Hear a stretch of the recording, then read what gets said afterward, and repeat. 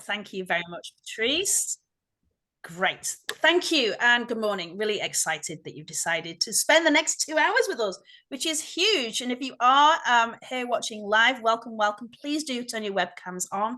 I'd love to see your faces. This is an interactive session. If you think that you could just coming here and sitting and listening, no, no, no. And if you're watching recorded too, likewise, pause the recording, reflect on what you're learning, take part in the activities as well. So as Patrice says, the session today is called Time is Money. But I also want to point out here that time isn't just money, that our profits aren't just money, are they? They're also the emotional investment that we've made, the sense of accomplishment and all other things as well. But why do you think that time management is such a hot topic, of which it always has been for me? Put it here in the chat box or you can take yourself off mute. Why is time management such a hot topic? Always. Why is it so important? Or is it not important? Is it just exciting? What is that for you? See, so my chat's not working, so I'm going to say there's too much to do. There's just too much to do.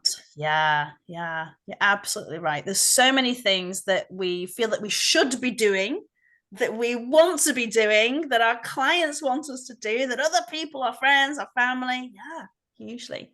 Let's have a look what's coming up here in the chat box. Time is money. Yeah, so managing time is a prioritization. Yeah, because you are, for a lot of us, we are charging by the hour, so that's huge.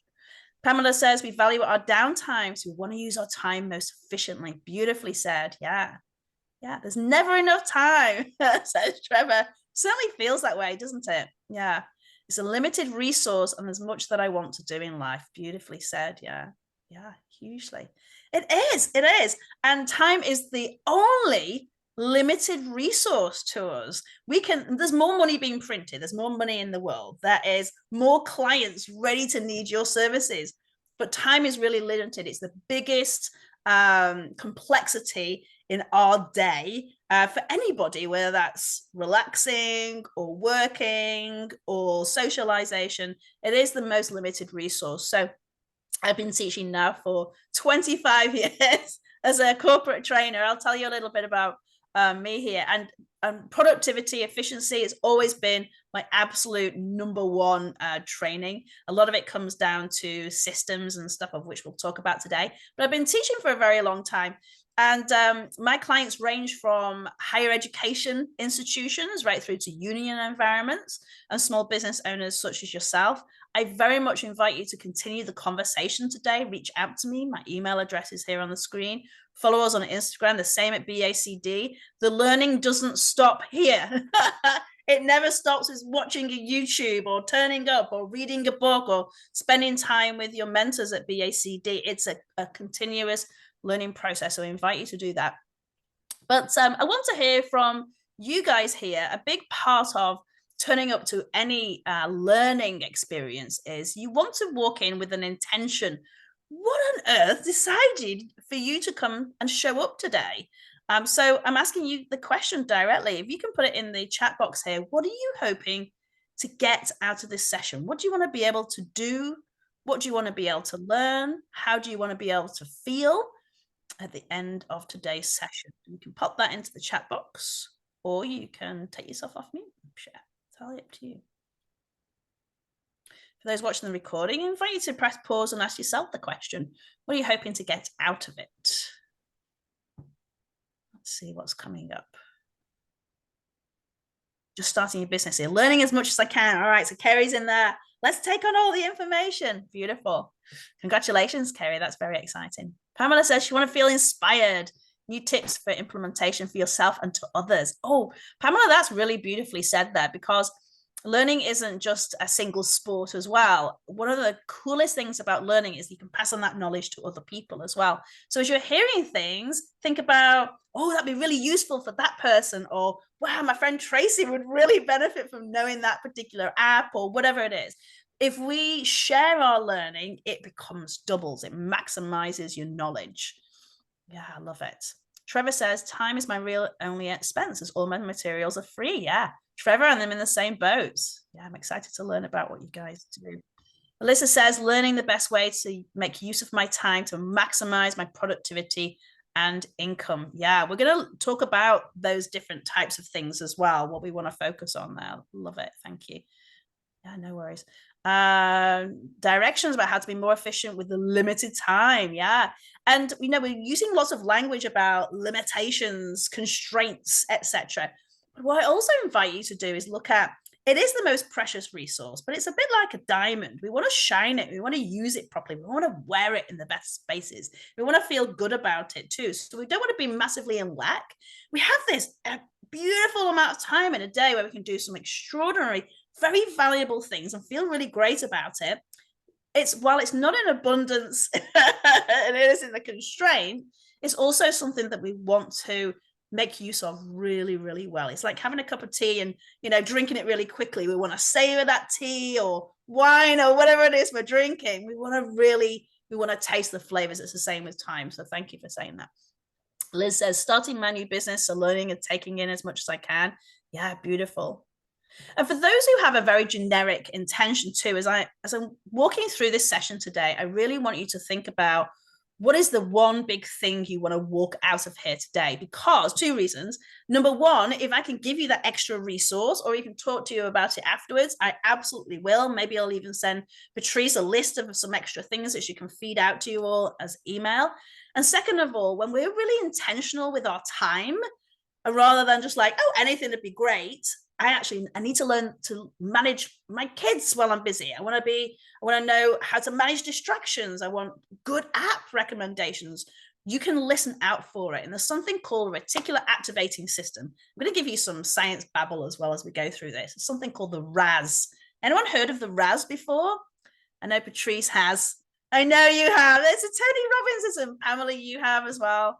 It's the reticular activating system. It's a bit like a smoke alarm in your brain. And what that means is it's constantly listening out for things that are important to you. So we have to tell our RAS what's important to us. And we do that by setting an intention. So if today is all about learning and curiosity, then write that down. If it's all about, I want to know how to serve more clients, then write that down. Let's start activating that. I'll give you an example of this. If I told you right now, whatever you do not imagine a purple giraffe. How many of you instantly in your brains imagined a purple giraffe? By show of hands. Yeah, we all did. And even though I said don't, so that was your reticular activating system going, oh, it doesn't know the difference between don't and do. That's a whole other workshop out there. That mindset. But your brain goes, let me look for that. And it does it very, very quickly. So intention setting is everything. So thank you for sharing what you're hoping to get out today's session. I'll share with you very quickly what we're going to do in the next 2 hours. Most of my time management training is anywhere between 4 hours and a week long. I'm going to jam in as much information as I can, but here's what I want you to do. Every time you hear something, you're like, oh gosh, I really want to do that, write it down. But not just write it down, spend time after this session doing something with it. There's something out there called shelf help. And that's when we read a great book, we go on a learning session, we go, wow, that was amazing. We do nothing with the information. So write it down. What I do is I write an A and I circle it next to anything I need to take action on immediately, knowing that it's going to have really great impact. Let's see what's coming up in here. You're looking for more direct channels to marketing. Yeah, okay. That's not something we're going to talk about today, but if I can bring it into today's session, and I know that Patrice can definitely support you in that area, I absolutely will do. Okay, are we all ready to go? We have an intention, ready to learn some stuff? Give me some thumbs up. Give me a yes in the chat box. Let's make sure everyone's awake on this glorious morning. So I'd like to know here in the chat box, thank you, Maya, welcome. What is it that you do? Are you a freelancer? Are you a gig entrepreneur? Tell me here in the chat box what it is that you do. Are you a contract worker?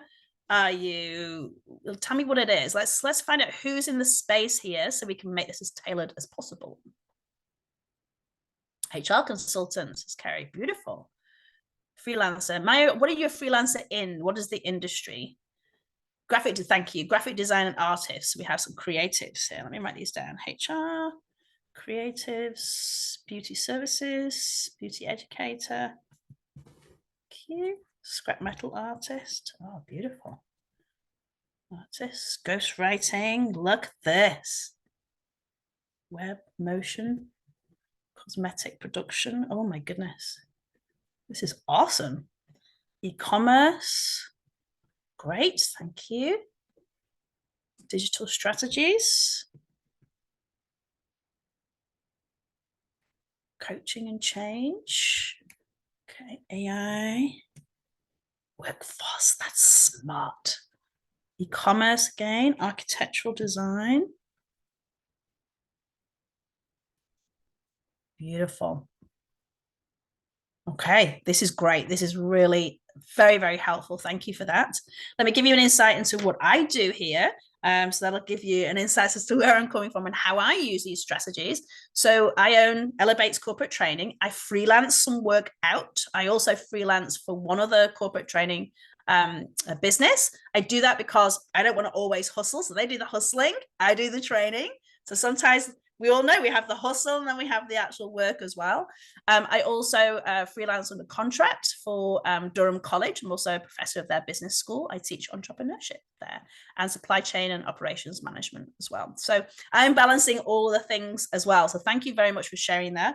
I have some great contacts with a lot of you people as well. So please reach out to me on LinkedIn. I think I can connect a few of you guys. So that's really helpful. Thank you very much. All right. So knowing that we are freelancers, we are gig entrepreneurs, out of the entrepreneurial spectrum of what people do, I went like this then, realizing that the camera's here.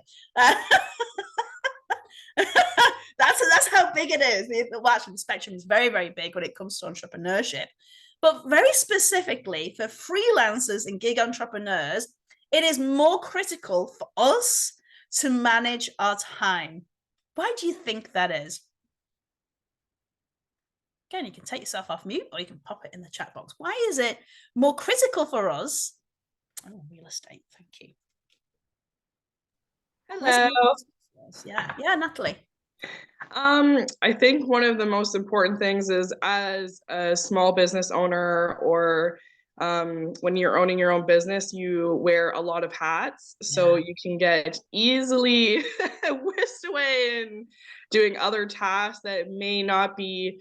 I find that you have to really understand how to time manage your task because some may not be as important as others.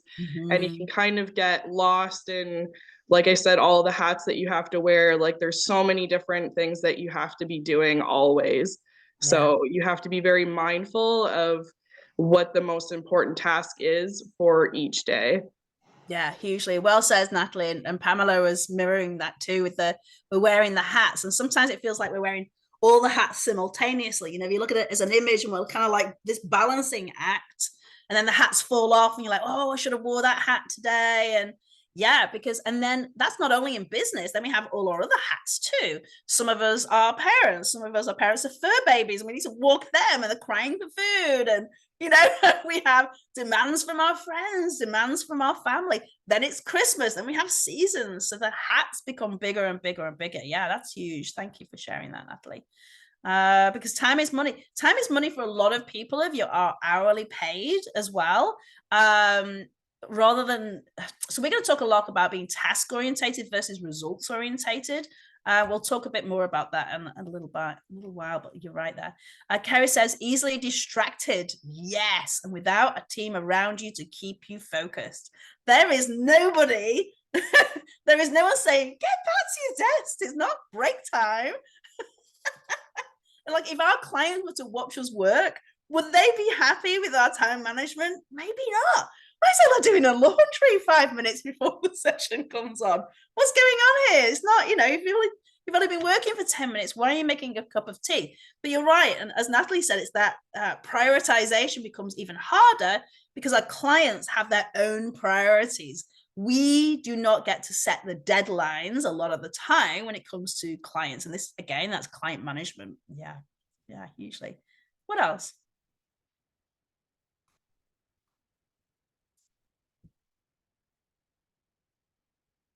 Okay, all right. Let me show you where I think the biggest challenges are. So for one, number one is flexibility. We are so blessed that we can make our own hours. We can go to the spa in the day and work like horses at night if we want to. We can take a day off for our birthdays without asking permission. We have this great flexibility, but with great flexibility comes challenges of self-discipline. Anyone relate to that? Yeah. Right. Self-discipline is really hard some days. You're like, oh, I don't feel like it. And the best part is you don't have to if you don't feel like it. But also that becomes challenging because then it knocks all the deadlines out. Yeah, hugely. Motivation when things aren't going well. Yeah, hugely. Too many projects is one. Again, it's that prioritization. We're going to focus a lot on that today, actually. Thank you. Thank you for sharing that. So flexibility is great, but also really hard. Sometimes I really wish that people go, okay, you have to do this in this time scope because that allows me to procrastinate. It's something called Parkinson's law. Anyone heard of Parkinson's law before? No, this is a new one for a lot of you. Okay, so what Parkinson's law means is that work will expand to fit the time that's available. So if you say, I have to get this done today, and only it's really a 20-minute job, you'll spend all day doing it. And it's true, it's psychologically proven that we do that. And we'll talk a little bit about putting the right deadlines on things. Yeah. I take a look at it. The Parkinson's law is really quite interesting. If we get time, I'll tell you a little bit more about that. We have a variable workload.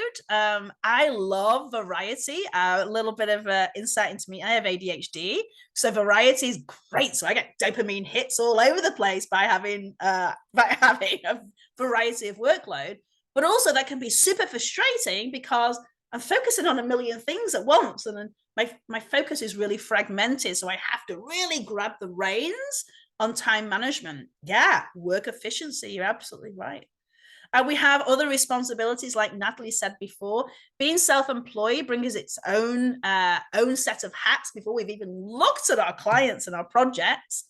We have to do our own marketing, unless we're automating it. We're doing our own finances. We're doing our own social media. We're doing our own client communication. We're doing, there's all these other hats that we take on outside of a regular 9-to-5er as well. And then, as we've said a little bit, working remotely sometimes can feel really isolating. I need someone to slap the snacks out of my hand and say, Ella, this is your lunchtime. Like, stop snacking. Especially if I get something like a bowl of Pringles next to me and I'm deep focused and I've eaten them all. Anyone relate to that? Yeah, this is meant to be like 2 or 3 grapes and I've eaten the whole bunch. Yeah. So there's all these different complexities. Yeah. Okay, I'm not alone. Thank you. Yeah, it's so true. How many of you now have like more than one drink? I have a tea and a water. I have a bag of chocolates next to me. Like, yeah, all these things, the self-discipline. So it is a little bit harder for us as freelancers. Well, we have this gift of being able to set our own hours and things like that. It is a little bit harder. So we need to listen that bit closer. So I also want to, before we carry on, really take a look at, again, as I said earlier, our language that we're attaching to things. So let's get really defined here. What does it mean to be productive? People always say to me, Ella, I want to be more productive. But what does that really mean? And how do you define productivity? If you say you've been really productive today, what does that mean for you? Hello. Hi. Go ahead, Natalie. What does it mean for you? I think productivity for me is making sure my goal setting is like basically do a review every week. Okay, what are my goals? And then through those goals, I have like a breakdown, a list of what I want to accomplish every day. Because like I said, like not only do we have our personal life, but we have our work life as well. So you have to really know how to manage all of that in one, which can be very difficult. So you have to be very clear on what your goal is for today and how are you going to achieve that goal by however you may like to organize that. For me, it's lists. I like to have, okay, this is what I'm going to get done today. And what is the Okay, outcome so what I'm of hearing, doing Natalie, sorry to that? cut you off, because I Yeah, just want to no, make for sure I'm sure. hearing it properly. You're saying that productivity for you is achieving goals. Yes. It's I've achieved that goal today. Okay, hold on to that thought, because we're going to talk a lot about that when it comes to results, but thank you for sharing that. That's awesome. Focus on output. So it's output, okay? Trevor says, if I make a few things a day, I'm happy, but some days it's hard to even focus on one thing. Yeah, thanks for sharing that, Trevor. Who can relate to that? Yeah, it's keeping that dedicated, being disciplined and going, I'm in the zone, I'm focusing on this one thing. Yeah. Trevor, it was you that was the metal architecture, is that correct? Yeah, okay, thank you. Thank you. Measuring outputs per input of units. Yeah, thank you. Thank you, yeah. For Alyssa, it's crossing tasks off the to-do list. Yeah, who are the people that like to do a tick? I've done it, yes! That sense of accomplishment, or the scribbling out, or rolling up and throwing it in the bin, yeah, or deleting it from your list. Yeah, you love a to-do list. Me too. I actually have a to-do list that I do it like this. Yeah, this is my old business. I still have all the little cards. I love all that. Yeah. What else is that saying? Okay. Yeah. So, and if you're not efficient, you can fail. Well, so efficiency is a different thing as well. And this is where language is really important. Oh, we've got lots of list makers. I love that. Oh, you're going to love when we talk about workflow then. This is great. Yeah, you're right, Maya. So productivity, to be clear, is being able to generate or create something. It's just generating stuff. But I'm going to make this bigger so I can see everybody's videos here. This is important for me to see. Yeah, here we go. Perfect. How many of you have been really busy doing lots of stuff, but you couldn't tell people what you did?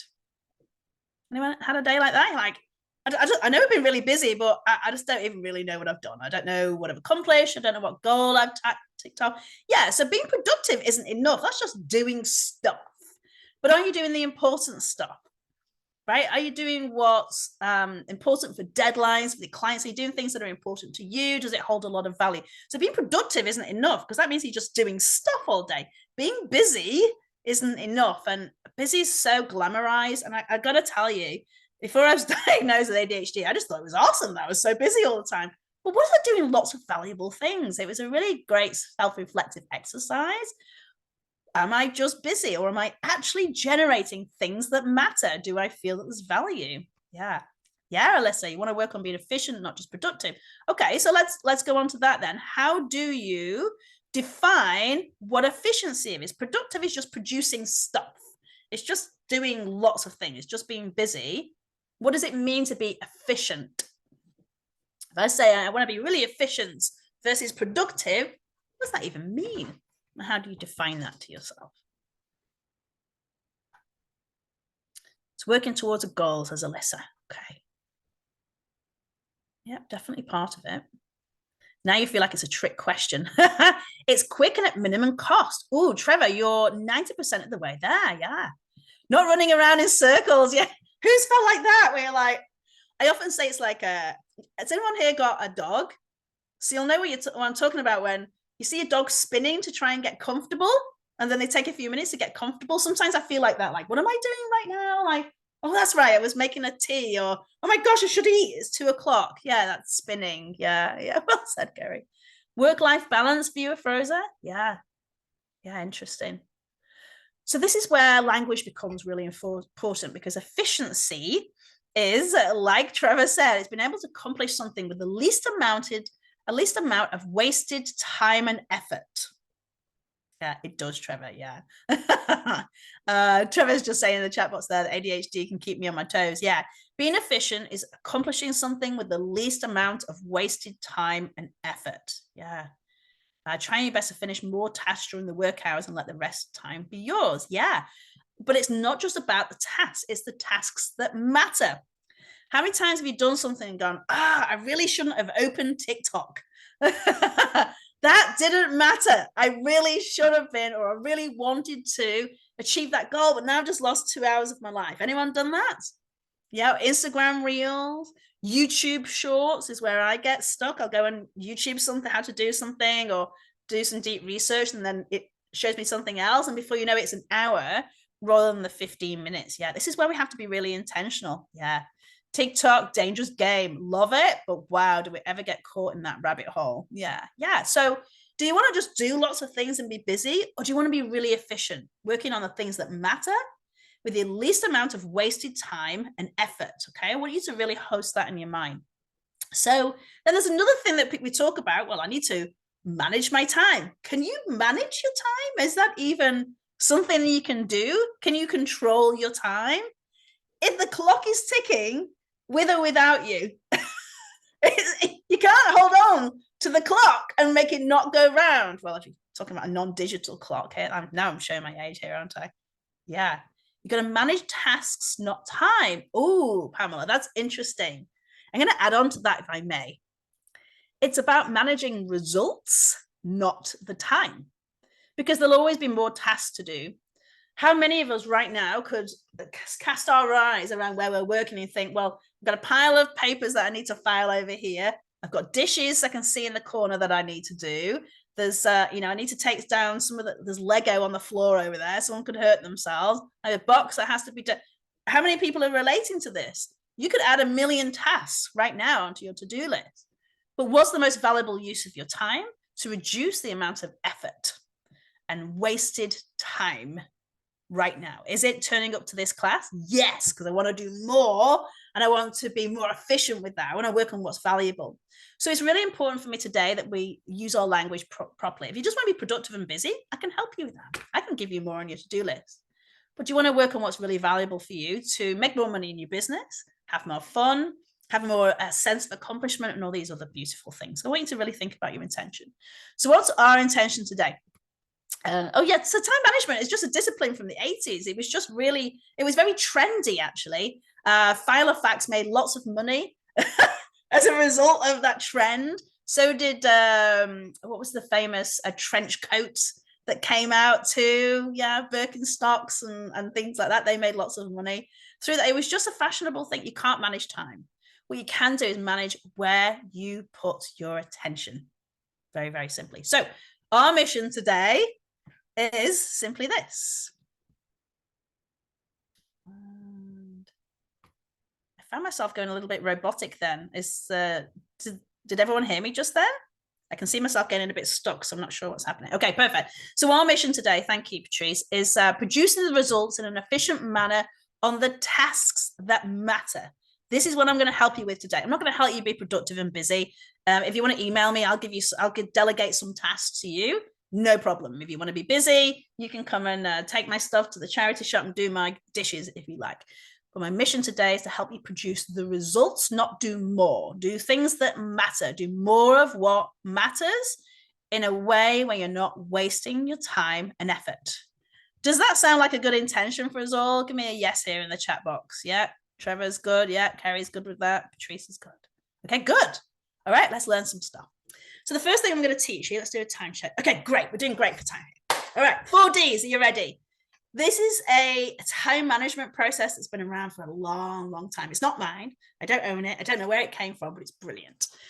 And whenever I have a to-do list, so let's say I've got my whole list here, and I'm like, right, these are all the things. I have more than this to do, by the way. This is not my to-do list. I have lots of things to do today. How do I prioritize things? So the first thing that I want you to do when you jump off this call is I want you to look at your whole to-do list.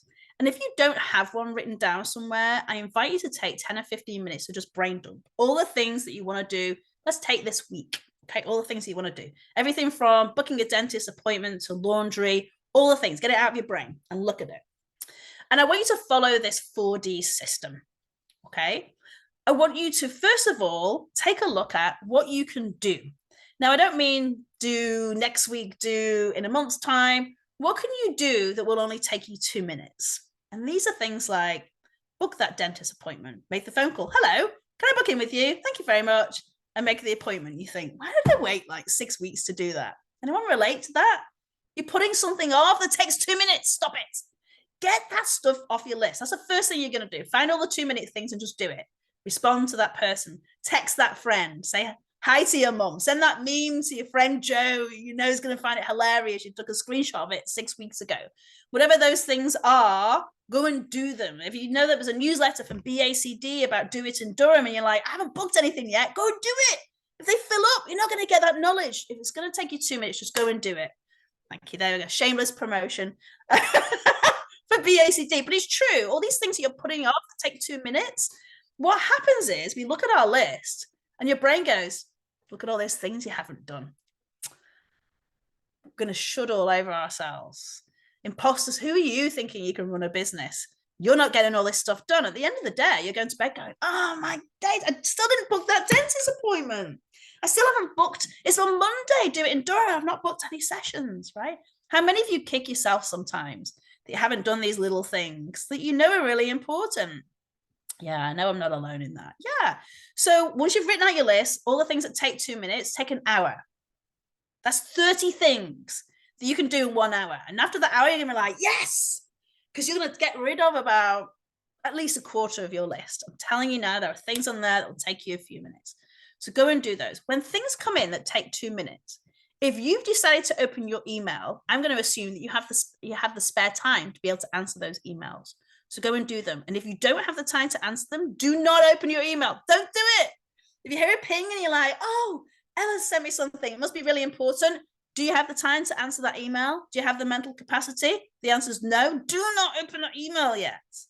You should have scheduled time for looking at those emails where you know you can have all these 6 or 7 sets of 2 minutes to do it. Okay, so to-do list, memory dump, all the things that take 2 minutes, just go and do them. You'll be so grateful that you did them because your to-do list is going to go. And what's going to happen as you go through these 4 Ds, you're going to start whittling it down to what's really, really valuable to you. So this is the first way you can be efficient.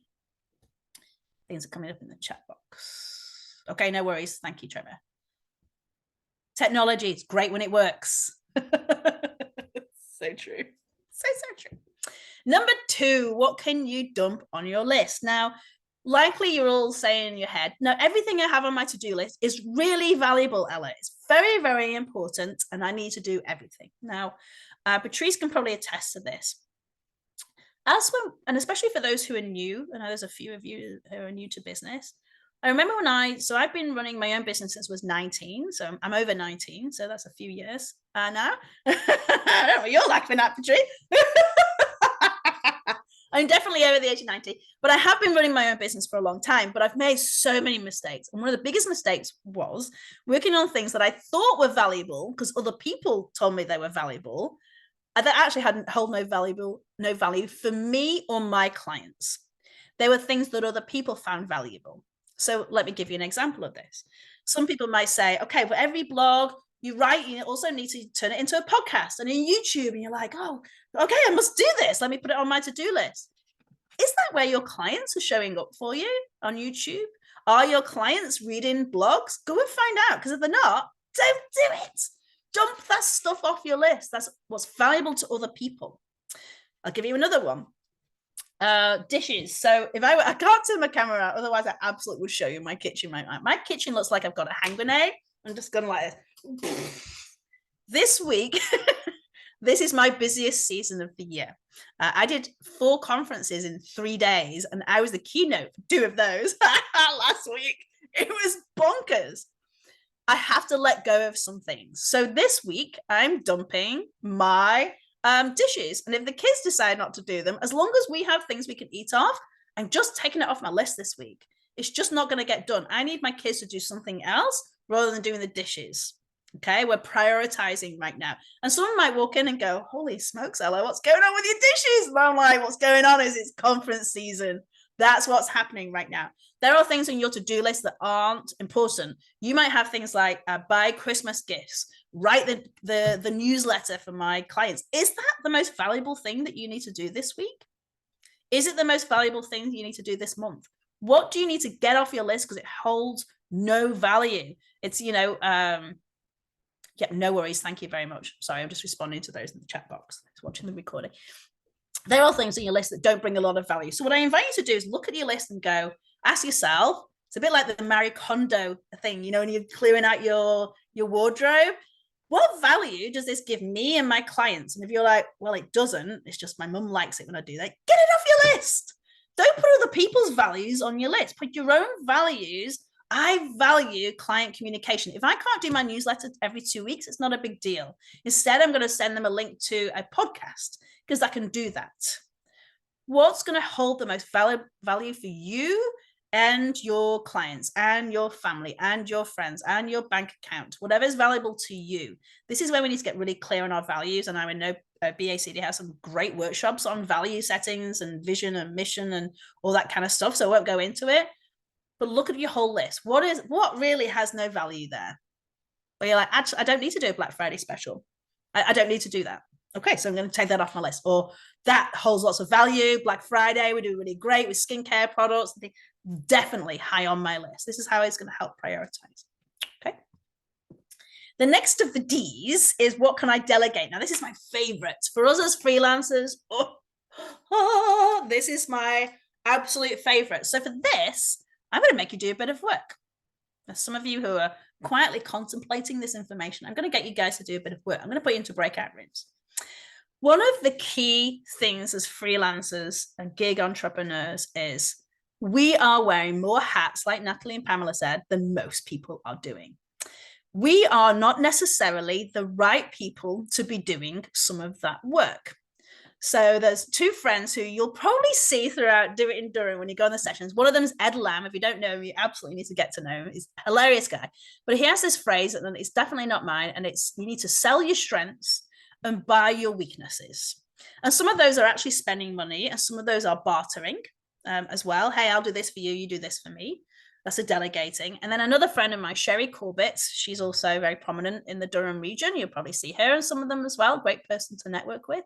Sherry Corbett always says, do what you do best and hire for the rest. There's so many cheesy phrases. I'm not going to sit here and quote everyone from the Durham region, but I always remember those two because we're really good at what we do. We don't need to be really good at everything else. We can't. It's so much pressure. I wanted to be, when I first started my business and I went full time, I'm like, okay, I need to be the best social marketing person in the world. I need to have the best website. And I tried building my own website. I tried figuring stuff out. I ended up tapping into the BACD's program for marketing as well. I didn't know what I was doing. And I got some great tips. Some things I can do myself and the things I fed out to others. I made sure that I made more money this month because I wanted someone else to try and do my headshot rather than me trying to figure it out. And, you know, I don't know what I'm doing. I don't have the camera skill. Why am I trying to do this?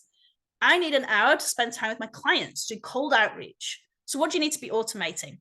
So we're going to talk about automating, first of all, okay? Not what you can delegate out. What do we need to automate? We are in the best time ever to be in business and for knowledge. This is the knowledge economy right now. The more you know, the more that you can tap into automate as a freelancer is going to be huge. So I'm going to give you one example of that, just so you know, examples. You can automate your social media posts. So if you do your own social media posts, I've got them scheduled for the next month. I don't even have to look at what's going on.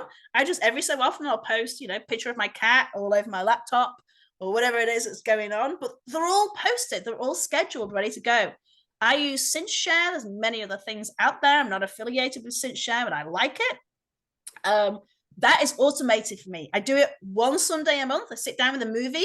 I do all of my posts, that hour and a half. That's it. It's all I've got, an hour and a half.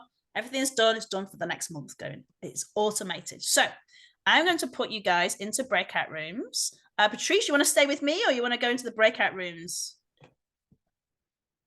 Okay, they're about to be thrown out of the breakout rooms. If you are watching the recording, I fully expect that you're going to press pause and do this activity yourself or even check in with other business owners. What do they do as well? Social learning is everything. See, it's some people coming back. Huh? I apologize if I interrupted some really cool conversations. Room 2 is back. Room 4 still chatting. So is room 1. I'm excited to hear what they've got going on. They're going to be thrown out in 15 seconds. They're going to hate me. They're going to be like mid-conversation, like, no, I need to talk more about that. 10 seconds in the back. None of us really know anything about the automation. Oh. So it's kind of just a chat. Hopefully we learn how to do it. All right. There are people coming back. Beautiful. So let's take room number 1. Room number 1, what did you guys get? Or we can just put it in the chat box, things that you learned. And if it was nothing, then nothing goes in the chat box. If there's lots of things, put them in the chat box here.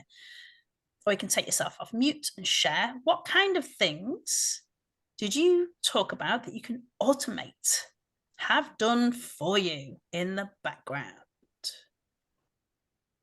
Let's see what's coming through here. How many of you talked about social media as a thing you can automate? I think you mentioned that, didn't you? I did, yeah. Did you talk any more about it? I'm not in room 1, but no, that wasn't really relevant to either of our situations in the room. Yeah, okay. Maya says, I'm looking for customers. How do I automate that? You can use a LinkedIn Premium, who will source all the people that are connected. So if you have your ideal client really honed in on, they will look for customers. Yeah, you have. Good. So check in of, are you using it properly, and utilize their coaches as well on LinkedIn Premium. Yeah.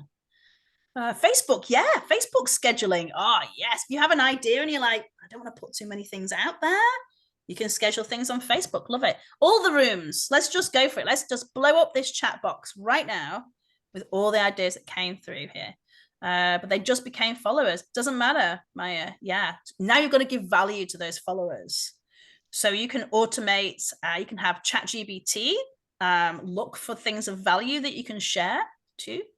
That's an automation. Yeah. Client communication. Yeah. FAQs. Yeah. I love that. So you can automate. So if we take Facebook that Trevor was talking about, you can automate Facebook to, when people go on your business page and they ask a question, to be able to give them immediately an automated message. Thanks for reaching out. We usually speak to people within 12 hours. In the meantime, here's our FAQs. You can have emails. Email systems automate. So when someone subscribes, it sends out something. You don't have to do anything, just does it all in the background. Yeah. And if they click this button, then automate something else to happen. Or they click this button, automate for that to happen. Things like MailChimp, MailerLite, so many more that you can do that. Again, there's a big setup, but you can absolutely do that. Yeah. Let's see what else is coming through here. See, now it's blowing up. Chats on your websites. Yeah. And a lot of them are free, where you can actually have this chat. So people can go on there, ask a question, then it can actually come through as an email to you. Some of them, it can actually text you as well. If you have some premium from the plugins. Yeah. If you use WordPress, for example. Yeah. Outsourcing to manufacturers. Yes. Are you the right person to be actually producing the stuff? Yeah. Follow-up emails. Yes. You're absolutely right, Srinivas. Thank you. Thank you. Welcome. 100%. So again, that's customer journey planning in email software too. Assign tasks to others as early as possible, which gives them time to work on. So that's actually delegating out to other people. Yeah, we're talking about automation right now, but you're absolutely right. Yeah. Time management delegation seems to be difficult at times. It is a great guide. Yeah. Yeah. Thank you for sharing that. Outlook reminders. Yes. Yes, love that, Kerry. Utilize free stuff. There's so much on our phones here. There's anyone who has an iPhone, you have reminders on there too. You can put various apps on there too. They can be, you know, if every Monday morning you want to make a meaningful connection on LinkedIn, but you wake up on a Monday and you get sucked into something else, bing, Outlook comes up. It's time to make a meaningful connection on LinkedIn. You can set that up to do it every single Monday instead of, apart from statutory holidays. Yeah. I would like to say, though, that having multiple personal work, setting it up, I'm finding it really hard to pull all into one place. And, you know, I've got, like, especially with my name change, and it's just becoming a little bit overwhelming. Yeah. And I can't figure out how to get it all in one place, because everything's an extra subscription and we're being subscriptioned to death. Right. Just throwing that out there. I think you're right there, Kelly. Thank you for sharing that. You're right. There is premium of everything. And this is the case of finding the system that works really, really well for you. So some people use Slack as a project management and they love it. They do everything in there. Some people use 17 Hats. Some people use QuickBooks for finances and things like that. This is where you need to tap into places like the BACD, or even actually if you look at Do It and Done, you'll probably find there's some people specializing in that area. what holds the most value, what needs to be automated 100%, and which of the softwares can do the majority of that. So for example, for me, LinkedIn and MailChimp, I think what else, and SynthShare are the 3 key areas for my business, for what holds value for my clients. Kerry, if you want to stay on afterwards, I'm more than happy to kind of brainstorm for a few minutes of what softwares will help you, and the same with anyone else. If you want to do that as well, we can do that. Sorry, what was the one you said? SynthShare? SynthShare. I'm going to put it in the chat box here for you. SynthShare. Now, not to say it's the best, but I really like it. That's all my social media management, my scheduling. They actually help source things that are trending that week, so you can capitalize on it and things like that. Yeah. We can absolutely stay on for a few minutes behind and talk about things like that. Yeah, for sure. Yeah, let's see what else is coming up here. Instagram chats, many chats to direct them through the workflow to take action on the next steps. This is not something that I've tapped into, so thank you, Pamela. Yeah. Shopify, not sure if they do any of this yet. Likely. So, Kerry, to support you on that, and the same with Shopify here, if you tap into a software, this is where we'll talk about level 2 prioritization here. You're right. There's lots of things we want to be doing. We have to set time aside for it.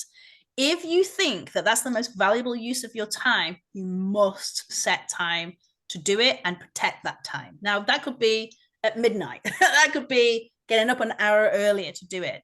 But if you're going to purchase a software or an AI app or something like that, we need to take the time to, go on Udemy and buy a $15 course. Black Friday is coming up. You'll find a lot of the courses are cheaper. That teaches you how to use that platform really, really well to capitalize on all the value that it has. Because so much of the time we're not even tapping into what these things can do too. Are you the right person to be setting up the app? Can you delegate that out? So that's delegation rather than automation, right? To set up the workflows on Instagram chats, on Facebook chats. Yeah, but take the time to learn the software. So SynthShare I love because I know the software. I know what I can use, what's going to be really helpful for me. The same as I just said for SynthShare and Maya there on LinkedIn. Tap into the LinkedIn Premium, contact the people that work there and say, I need it to be able to do this. Can it? Tell me how I can get it to do this, or tell me how I can find this, or I need this insight. Spend the time, because when you do, and you can take that and automate it and have it running in the background, beautiful things happen. Huge things happen. Same for you, Trevor. Yeah, Shopify. Check out the Do It in Durham. I think there is somebody talking about e-commerce on there. Maybe Patrice can go and check that out and find out for you as well. Use reminders. Yeah. LinkedIn is a professional social media platform, Trevor. If you're not on it, I highly recommend you do. A lot of people use it as Google, as almost a search engine for business owners in particular areas. Whether your ideal client lives there or not, I don't know, but definitely check it out. Yeah. You can absolutely use it for sales. Yeah. CRM, hugely. A client, you want a client management system that sets up email templates and things like that. Yeah. HubSpot, Zapier is brilliant. Zapier connects in with other apps. So I'll give you an example of this. So I taught 2 weeks ago my productivity bootcamp, which is my half day of time management. And as soon as somebody registered on Eventbrite, the Zapier AI program went, oh, they've just registered. It connected with my email management system, sent out an email, and also told my bookkeeping system to send them a receipt and say thank you for the business, and also told them to subscribe so they can get up-to-date information on my business as well. So Zapier was doing all that for me, but checking into all these different apps. And it probably feels really overwhelming to hear all those things, but these are things that maybe once a week you spend an hour learning a software, learning an app. What can it do and how can you automate that? It does take time. It does. The setup takes time. Are you the right person to do the setup? Maybe you can outsource that. Yeah. Shopify manages inventory. Beautiful. Yeah. Loom to screen record instructions so you can delegate tasks. Love that. Yeah. Trello's great. So I used to use Trello before I used Slack. Trello is a brilliant project management tool for sure. There's great things you can do on the free versions of many of these things too. Yeah, I used it too when I had a VA. Yeah. There will be specific ones on automation and AI. Great. Okay, so if you're watching this live or not, check in. There's some, yeah, great. That's absolutely, you need to go into those. I'd love to connect with a Zapier expert if it has any recommendations. I don't think I know any experts, but I can definitely show you what I do, Pamela, if you want to connect outside of this, for sure. So look at that list. Look at all the things you can get AI to do for you. And you're doing all this yourself. How much time would you get back if you weren't writing emails, if you weren't sending FAQs, if you weren't having long, laborious meetings with your VA, where you can just be using Loom like Pamela does? Brilliant. What can you automate? We've never lived in a time where you can automate so much. You do not need to be doing these things for yourself. You can get ChatGPT to write a blog for you, for the love of anything, right? Go and do it, and then put your own spin on it, where it takes 5 minutes instead of 3 hours. Figuring out writing a blog, we can do all these things. Now, I'm not saying that ChatGPT is perfect, but these are things that can create skeleton things for you. But I absolutely tap into the AI part. Patrice says you're also fine within each platform. The support services, yeah. A tutorial videos, yes. The support services are really important because you can literally call them up and say, can the system do this? Can you show me how to find that? Rather than trying to figure things out for yourself. Remember, sell your strengths, buy your weaknesses. ChatGPT is down right now. Oh, thank you for saying that, because I tried doing something before I jumped on it. Okay. Ooh, they're in danger for that. Yeah. Can't rely on it always. Always so true. Right. But part of delegation is, and I want to be really mindful of time here, part of delegation is what can you automate? And then there's the delegation side of things, like Pamela says. So Pamela, you have a VA, which is beautiful. Now, some people might be thinking, oh my goodness, it's going to cost me so much money. I want you to do a comparative economics exercise. And after this session, do it, or schedule it in your diary, so do it at another time. I want you to figure out what your hourly rate is and how much would it cost for someone else to do it. So let me give you an example of this. Let's say you want to have a banner. Let's say you do lots of trade shows, markets, things like that, and you want one of those big pop-up banners. And you've gone on Canva, and if you don't use Canva, I highly recommend you do. I use the pro version. It's brilliant. Again, not affiliated. It's a graphic design thing. And I want to create it, and I've never created it before. I'm going to spend 3 hours. And if my charge out rate is $950 an hour, that's a lot of money. When I could have paid someone $75 to create something, and it might not be brilliant, but it's going to be good, and it's going to be a great skeleton that I can build on. In fact, you can get some brilliant things for $75 for sure. Right? They'll also help you source out where to buy it and do all that kind of stuff. And you can also pay someone $250 or $300, but 3 hours of my time at $950, the comparative economics is not true. So take a look at what you, and if you don't charge by the hour, if you were to look at the last 3 months and do an average of how many hours you put in a week, figure out what your hourly charge out rate is. And when you look at something and go, oh, but it costs $100, yes, but are you the right person to be doing it? Because you can be earning this amount per hour. It's comparative economics, which is likely how you got to having a VA, Pamela. Are you able to take yourself off mute and just share for a few minutes what drove you to get a PA for yourself, a VA, sorry? Sure.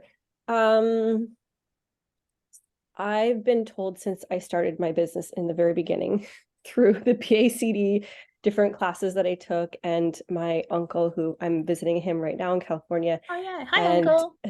And the one thing that he told me that took me a while to understand, but many people told me this, is exactly what you guys are saying right now about delegation, that it's important to have somebody do the tasks that A, you're not good at, B, you never get to, or C, can help you move the needle forward in your business. Yeah. So I found a great gal on Upwork. Her name is Karen. She lives in the Philippines, and she's amazing. She's super efficient. She doesn't need much direction. And she basically provided, that was her rate on her site. So it's not like I chose to pay her less than minimum wage or whatever. That is the rate that she goes by on her like through Upwork, and she's super happy with that. So I'm happy she's happy. And she does all kinds of things, like mostly like lead generation, data entry, social media communication, like answering comments and things like that. So a lot of things that aren't the best use of my time and that I always wanted to get to, or things that I really dread doing, like data entry. Yeah. Maybe she also does lead generation through Facebook group chats by just recommending my business when somebody looks for a beauty service provider. We have a template that we put in there with a video from me and a drafted template communication.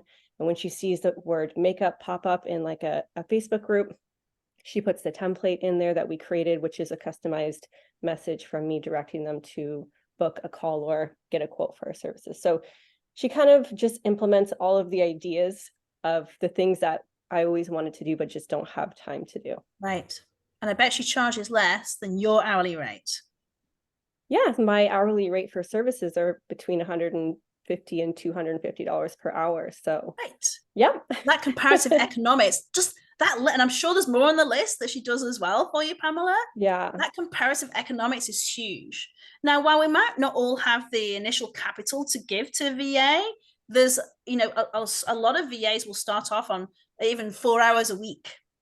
And then you build it up. And Pamela, you probably built it up to more and more work that she's doing for you because they're faster as well. You're like, oh my gosh, that would have took me 6 hours. And they did that in 5 minutes. Yeah. And if you think about it, whatever you're hiring the person to do, that's their area of expertise, where we are good at the thing that we do.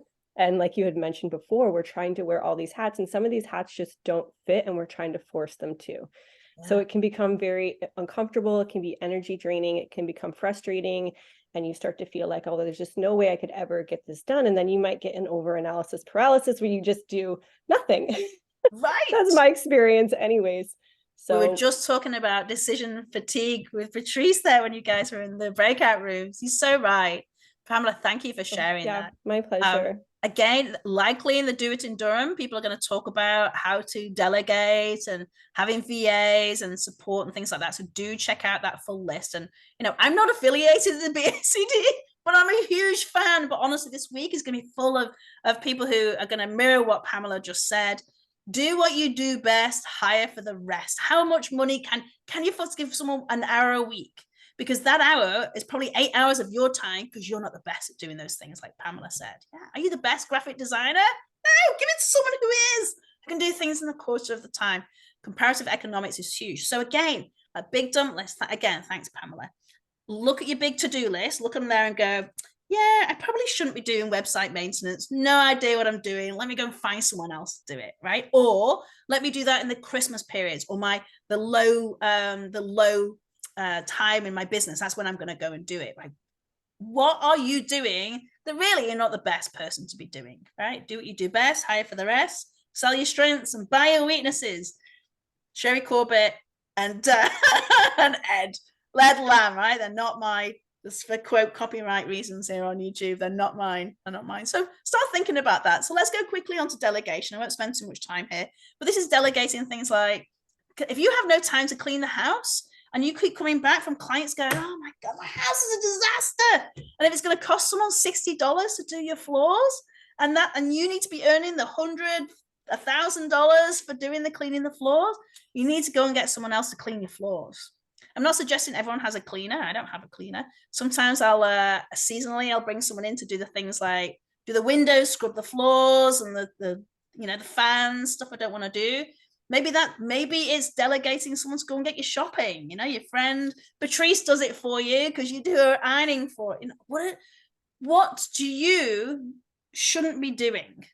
What are you not the best at? What is comparative economics? Take a look at your list, and you're gonna get so much off your list, and you're gonna be like, oh, wow, my PA did that for me. My friend did that for me. The cleaner did that for me. Someone else picked up my car and took it and did some other thing. Like, I don't know how to change the wheels on my car. Why am I even trying? Someone else do it, okay? What can you take off your list that really shouldn't be you doing that in the first place? There's some things here in the chat. I'm gonna make sure that I'm not missing anything. You cannot expense your time. Oh, Patrice, that's really important. I'm going to say that again. That's a big one. You cannot expense your time. You can expense your service providers, such as bookkeepers, social media management. Beautiful. Yeah. Pamela. Yeah. Upwork. Go and take a look. Yeah, we do. We need teamwork. And this is where, again, networking like this, look how much learning we're doing together. things I didn't even think of as well. So this is really great. While, you know, you might go and see the expert pooling ideas, going to networking events. Hey, what do you delegate out? Oh gosh, I didn't even think about, yes, I'm going to delegate out someone writing my Christmas newsletter or whatever it is. Go and find someone else that can do it better than you and spend time on what's valuable to you. So that's the delegate side of things. I already talked about that. Oh, actually, I know I have a list here as well of some other things you might want to think about delegating to. Appointment scheduling, that can take up a massive amount of time too, figuring out who can do what and where. Social media posting, content distribution, client onboarding is similar to what Pamela was saying on there before. A new client comes in, maybe there's an onboarding process. All these things can be automated. Lead generation is a big one for me in my business. Order processing, having invoices automatically sent out, reminders to pay the invoices automatically sent out. A lot of my clients are corporations, so I don't get paid for 90 days. I don't have time to constantly have in my book, chase this person for payments, send this invoice. It's all done for me through automated software. So do go and check out those sessions there. Did we do delay? We did not, Alyssa. We did not do that yet. Get in there. Don't you panic. Don't you panic. The next one is delay. So let's start talking about prioritization. So we talked about value. Again, look at your list. What's the most valuable thing for me to be doing right now? What's the most valuable use of my time? What's the most valuable thing I can share with my clients? Value, value, value. I'm going to be results orientated, not tasks. Oh, I need to be doing this. Do you? Is it the most valuable use of your time? There's some things that you can be delaying. So, oh, let me go back here. Sorry. Here we go. So, actually, you know, I'm going to switch this up. I'm going to stop sharing. I'm going to go right to a different part of my slides because I think this is going to be a high priority for a lot of you. So bear with me a second. I'm going to go right to the prioritization section because this is a good one. It's all good, but this is really important that I get covered today. So I'm just going to skip to a different part of the slide. This is pivoting in our business. We have to do a lot of this, right? Are you all learning something new so far? Give me a thumbs up. You were like, okay, this is good. I can implement that. Good. Okay, good. Perfect. Thank you very much for sharing this. So let me introduce you to this particular gentleman. Everyone know who he is? Who is this chap? Let me recognize his face. Especially those in the States. This is President Eisenhower. President Eisenhower. I believe he was in office around the 1950s. You can probably tell me if you're right. Anyway, he had this phrase and he said, I have two kinds of problems, the urgent and the important. The urgent are not important and the important are never urgent. So why is this phrase really, really important? Well, he was president of the United States. He also was a painter, an avid golfer. He golfed every day, whether weather was permitting it. He was also a 5-star general. He also worked with NASA. He was a general in the army, meaning that he was leading teams of massive. He was operational during the flow of the first thoughts of the internet. Like, this man juggled many things as well as being president of the United States. You think that alone would keep him really busy. But this guy was known for being really amazing at prioritization, to the point where he played golf every day at 3 p.m. no matter what. No matter what. So if he can find time to have a balanced life, why can't we? So again, let me go back to say his phrase again. Two kinds of problems, urgent and the important. The urgent aren't always important, and the important isn't urgent. So he worked like this. Now, Stephen Covey is the one that created this visual, but it's often known as either the 4 quadrants or the Eisenhower theory. What this means is that sometimes we say things, oh, this is really urgent, I have to do it. But actually, it doesn't hold as much value as you think. Let me give you an example of this. So if we take quadrant 1 here, these are urgent things. These are deadlines. These are appointments. These are things that are scheduled in. And you know that, let me give you an example of this. So last week, I had a podcast guest. I run a podcast, Great Work Day. I'm massively invited to go and check that out. There's lots of things on there. It's just been started. And I had someone booked in. So I'm like, oh my gosh, my friend called me up, and sadly her mother passed away. She said, can you come and pick me up from the airport? And I was like, but then this really urgent thing that I've got this appointment booked to do a podcast. And I had to reel myself in and go, is it really important? Is it the most valuable thing for me to be doing in my time at that time with that person? Now, absolutely, I want to honor that person's time, but I picked up the phone. I don't know why I'm doing this because phones don't look like that anymore. I picked up the phone. I'm showing my age here, folks. I picked up the phone and I called this person. I said, look, this has happened. I know we have a time schedule. I want to honor your time. The most valuable use of my time right now is to go and pick up my friend from the airport so she can attend her mother's funeral. She was like, absolutely. It is not the most important thing to do, but it was urgent in my book because it was scheduled. It was a deadline. It was something that I wanted to maintain. So sometimes we have things that are really urgent, but they're not as valuable as we think. We don't have to do them here in the moment. If it's somebody's birthday tomorrow, and you're like, oh my goodness, I haven't bought them a birthday gift. It's now urgent. Are you seeing them tomorrow?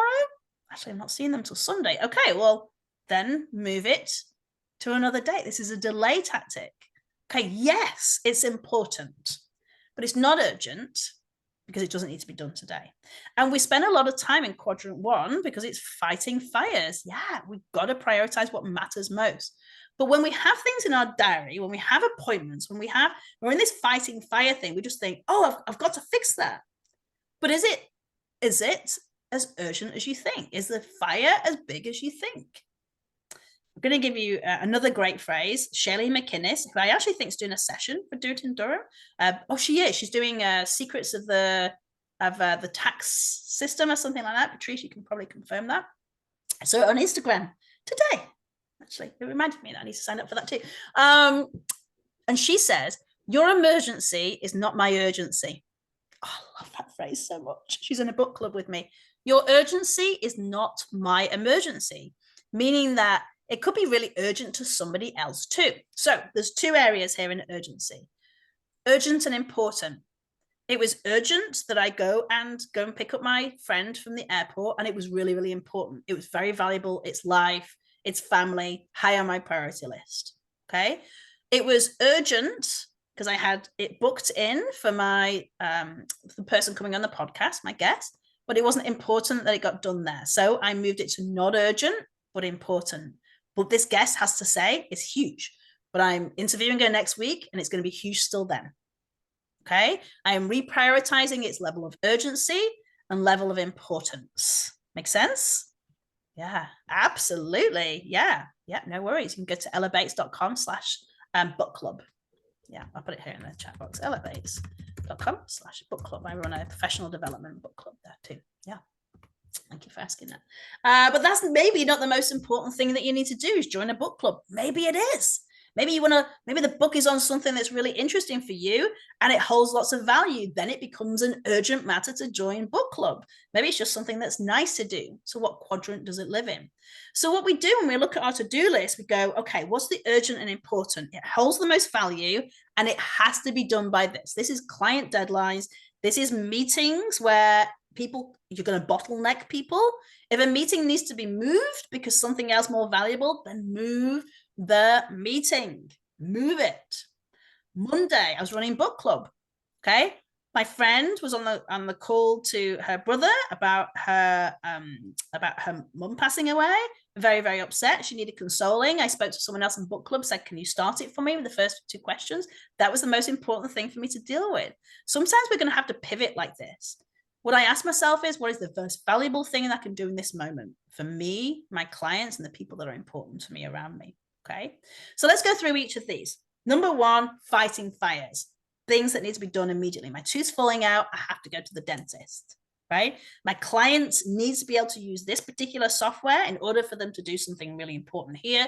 It must be done by Monday, right? This meeting has to be done because they're waiting on the information from me before they can move forward with the project. That's urgent and it's important. Let's go to quadrant 2 here. Things that aren't urgent, but they're important. What kind of things do you think live in this quadrant? What would be for you things that aren't urgent, but they are important? They hold a lot of value, but they don't need to be done right this moment. pop it in here in the chat box so you can take yourself off mute. What would be not urgent for you or important? TikTok, yeah. Now, is that because you do TikToks, Alyssa? Feel free to take yourself off mute if you want to.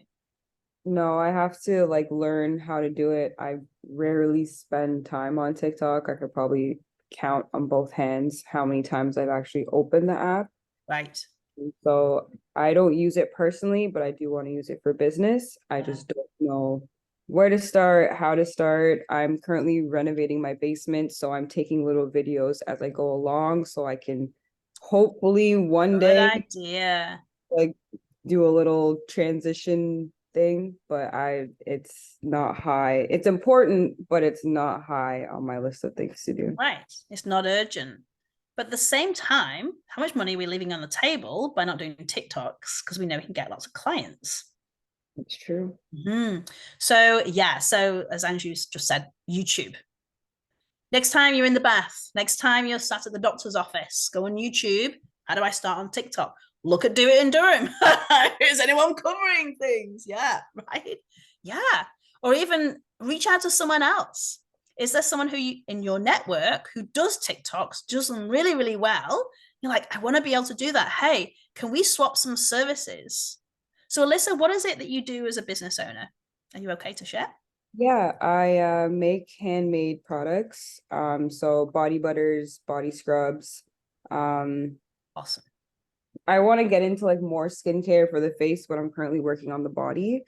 So I make everything at home. I'm currently, like I said, trying to do my basement because working in the kitchen and trying to eat and it's just too much. We all know that. There's people that can relate right now. You're like, yeah. Yeah. I need a better workspace for my business. So Alyssa, TikTok is a great place for you, especially with ASMR trending. If you don't know what ASMR is, it's the process of having things close to the microphone and hearing the noises of making. Makers are doing some great things on TikTok right now. So go and find. So the next time you go into TikTok, just do one thing. Find out other videos that you like of people doing the things that you want to do, and you're like, I want to learn how to mimic that. Go on Udemy, buy a course, go on to Do It in Durham, speak to Patrice, see what's coming up about doing social media videos, right? Go and find someone else, or maybe even say, hey, Ella, I'll give you a body butter, but I need to know an hour of your time of how you do TikToks. Yeah, like Patrice says, they have templates. You can use other softwares like CapCut, but actually have a lot more templates than TikTok does. Again, free. Right? Go and see what other people are doing. This is another thing here too. Don't reinvent the wheel. Yeah, lots of feedback on TikTok, but haven't made any money off it yet. Yeah. ASMR, it stands for, oh, I don't remember. Maybe someone can Google it for me. Basically, it's pleasing noise to the ear. So for example, if I did a TikTok and I wanted to do something ASMR, I would have the squeak of my microphone coming up here. So it'd be like the ch of the microphone coming up. It's pleasing to people's ears, right? It's emotional purchasing. Thank you. Autonomous sensory meridian response. Yeah. Yeah. So yeah, or say to someone else that's a social media guru, I'll give you 3 body butters, or I'll make something specifically for you and teach me this. Do some bartering. It doesn't always have to be money. But this is where, and Alyssa, that's a really great example, because this is quadrant 2 stuff. It's not urgent, but it's really important. I had to take myself off TikTok. 2 of my videos went viral. I think I've got 2.6 million views on one of them. You can find me, go and have a look. Great work day, because I wasn't able to keep up with the amount of comments. It was wild. So be careful what you wish for. Yeah. Yeah, lots of grinding and welding. Like TikTok can be amazing for you. People love to see behind the scenes of what you do. So this is where, and this is what it is. Quadrant 2 is planning. What would be really awesome for your business, very, very important, and bringing a lot of clients for you, but it doesn't have to be done today. Can you batch? Can you spend Sunday taking lots of videos, looking at templates, watching YouTubes, planning to go to the Do It in Durham session, checking in with the BACD, other business mentors, getting a coach, getting a TikTok review? What is it that you need to do? These are equally as important as the things that we're doing that has deadlines. Put a deadline on it. By the 1st of December, I want to know how to do a basic TikTok. By the 18th of January, I want to be able to do this. Plan it in, put it in your schedule, and protect it. We spend so much time in this fighting fire thing that we're not actually doing the things that can bring us more value, more money, more happiness, more joy, whatever it is that you're looking for, whatever your intention is. Yeah, I'm pretty sure there's something on TikTok and they do it in Durham next week. So there you go. Your answers are do it in Durham. Yeah, I should be affiliated, Patrice. Note about bartering. Yes, Patrice. Yes. High five. It can be a great marketing tool. Properly track it. It can also be considered an expense and a learning experience. Yeah, and it's a collaboration. It's a collaboration. You can jump on and go, hey, if you look at my Instagram page, if you follow me, Elevates Training, you'll see that I'm constantly, so I was sat with Angie Ross, who is a money mindset coach, for breakfast the other day. And she was asking me about productivity things. I was helping her there. And I was helping her about managing, she was helping me with managing some finance. We sat eating breakfast together. We had some laughs. I learned from her. She learned from me. It was a bartering situation. And we both advertised each other on Instagram. Hey, I'm having breakfast with Angie Ross. Did you know she's an expert in this? My people now know her people. Her people now know my people. It's brilliant. Yeah. Trades are awesome, good for everyone. It goes right back to how we started to manage money back in the days. Money isn't always the paper money. It's time, it's knowledge. Knowledge is a currency. Who can you network with where you're like, hey, I'll do this for you. I'm going to make you a new barbecue cover. You're going to show me how to do this. People love sharing knowledge, right? You're thinking about having a VA. Reach out to Pamela. Maybe she knows something. Who do you know who's great at this? Do not reinvent the wheel. Yeah. There you go. Already there's a collaboration happening in the chat box as we speak. Warms my heart. I'm just going to do a time check. Okay, good. 33 minutes. All right, come on, Ella. So quadrant 1, fighting fires. We don't want to spend lots of time here. That's stress inducing. That's deadlines, that's meetings, that's things that are urgent and have high importance. Teeth falling out, dentist appointment, meeting with a client because they're a new client, right? Not urgent, but important planning stuff. You must schedule this stuff in. Schedule in looking at TikTok templates. Schedule in reading your newsletters. If you subscribe to it, I'm going to assume that you find it informative. Schedule time in. Maybe that's 10 minutes before you start your day. Maybe that's 10 minutes after you finish your day that you're reading it. It's still really important. This is where we need to spend all our time because this is the value line. Okay.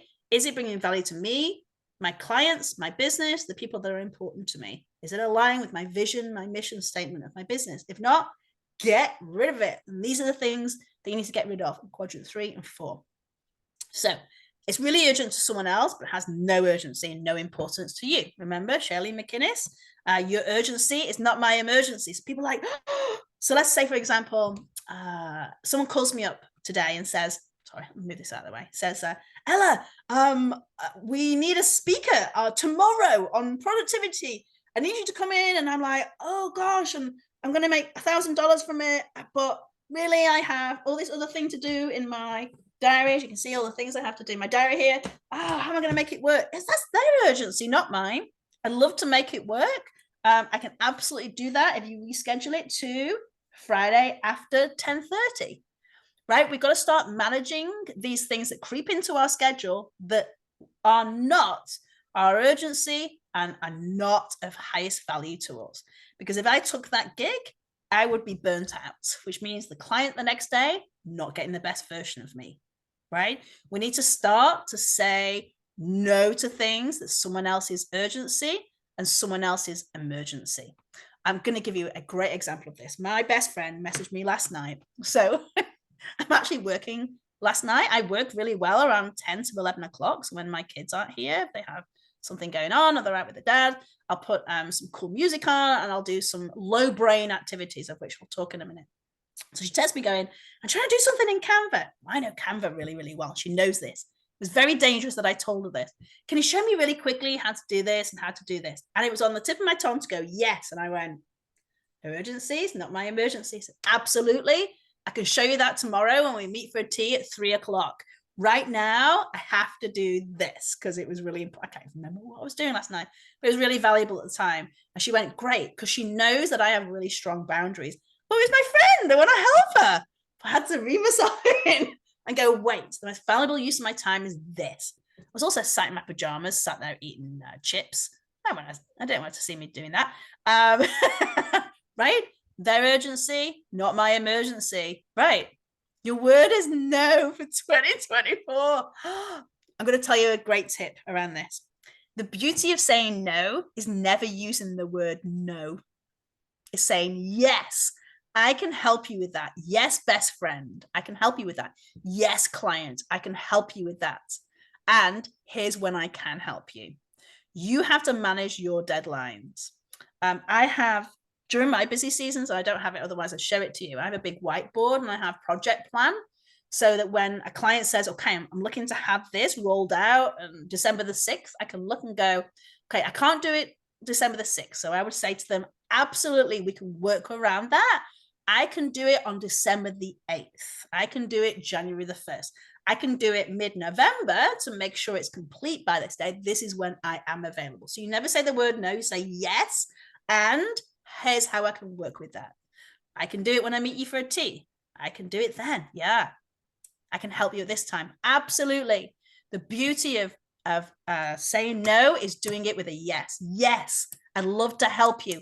I'm not the right person for you. Let me introduce you to my friend Angie, who can help you with that. Yes, I would love to take on that project. I'm looking at February now and I'm taking on clients or have the capacity to give it what it deserves. Yeah, it's reframing. Absolutely. Yes, that sounds like a brilliant project. I am not having the capacity until March. Would that work for you? Or let me help you find someone else who can support you in this. Some of the best businesses are when you go in and say, do you have this? And they go, no, but I know this business does down the road, right? Businesses is a collaboration. And just like the bartering, success is not a single sport. Look at all the sharing between us, just in the chat box today. And please, if you're watching the recording, please try and turn up on the lives, because this is where a lot of networking and collaboration happens.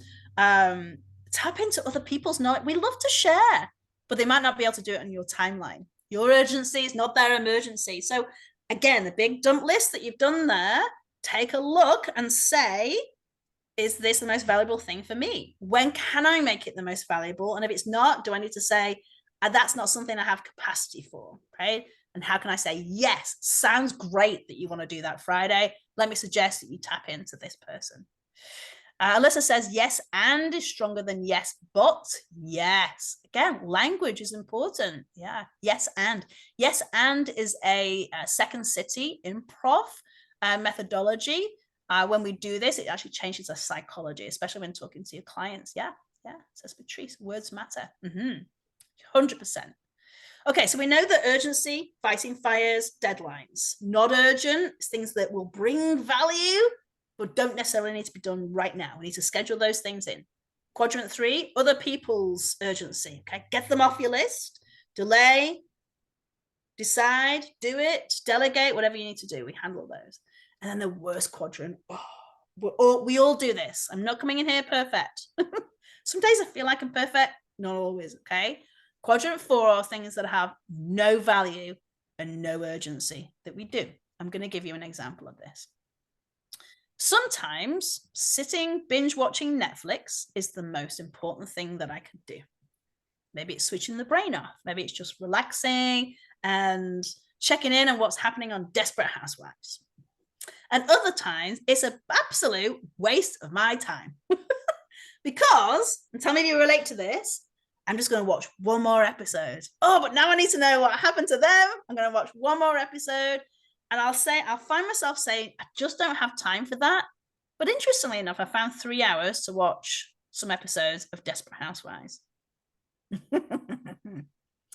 When you find yourself doing things like going down the rabbit hole on Instagram Reels, watching a lot of TV, doing things that are mindless activities, and I say that because if it's without intention, it's mindless. So sometimes Netflix is, it's just my brain shutting down, ready for going to bed. That's mindful. I do it on purpose.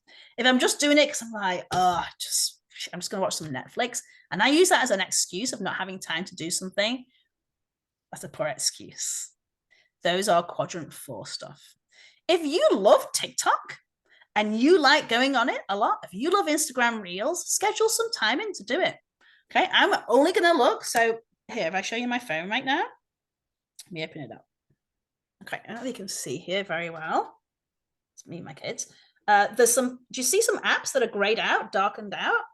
I don't let myself use them apart from 12 till 1 o'clock. 12 till 1 is my rest and recharge time. I cannot use Facebook. I can't use Instagram. I can't use Threads. I can't use Facebook Messenger. I can't use any of the Netflix and the Disneys or anything like that. It won't let me use them. So I put time limits on my phone. So even if I pick up my phone, the only thing I can use right now, I can tell you what I can see, is phone, text message, PC points. I don't know, just in case I pop out. What else can I use? That's all blocked out. On my fitness app, so if I go for a run, I'm allowed to use that.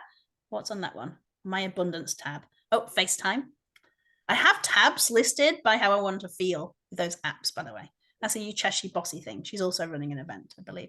MailChimp, I can use that. And oh, MyDo, which is my kids' financial app that I use. That's it. That's all I'm allowed to use between 9 and 12 o'clock. At 12 till 1, everything opens up. It's fair game. 1 o'clock, shut down. Because I'm intentional with when I scroll. So at 12 o'clock, what happens is I have my thing. If obviously I'm not doing a client or anything like that, I'll go and get my tea. I'm usually reheating the tea for the 3rd time. Anyone else do that? Reheat the tea or top it up with hot water. And I'll scroll, and I'll only scroll for 10 minutes. But even if I scroll for an hour, it's shut down. It won't let me do anymore. Be intentional. If you're doing stuff that holds no value and you're saying, I don't have time to figure out TikTok, but you're on TikTok for an hour, you had an hour to figure out TikTok, right? Having a limited resource is not excuse enough. If it's valuable, find the time for it. And then it goes into quadrant 2. We need to be in this 1 and 2. What needs my time right now? What's the most valuable? So take a look at your to-do list too and go, yeah, that shouldn't really be on my list. That's not holding any value. It's not mindful. Okay, maybe staring into space is mindful because you need to meditate.